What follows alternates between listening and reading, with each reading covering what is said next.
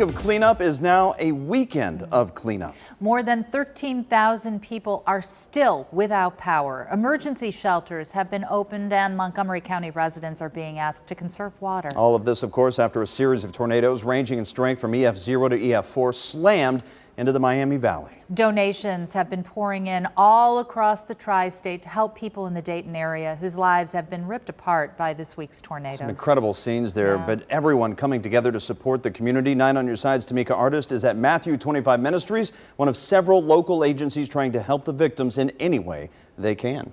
And they're not the only ones. Another agency is looking at what we can all learn from this disaster.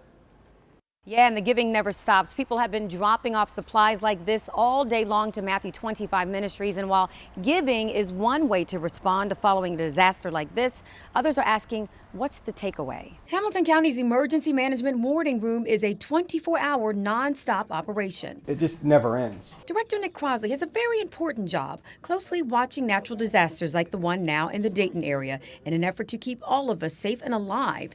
It's this kind of round-the-clock monitoring of the California wildfires, for example, that led to changes in the public notification system back here at home. So anything we can do to learn from both their successes and things that they want to improve on, then I want to try to implement those in Hamilton County if needed. While we've only had smaller sized EF1 tornadoes here in the greater Cincinnati area, Crossley says the atmospheric conditions are always changing. It's not a matter of if, but when. And that's why he's always looking and learning. It does happen.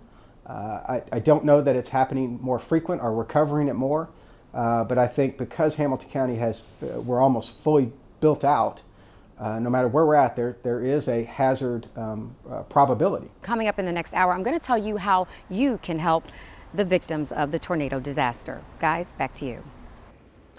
And more goodwill to report from a nonprofit here in Cincy called the Community Tool Bank to help tornado survivors in the Dayton area. The organization is taking a version of what it does here every day on the road.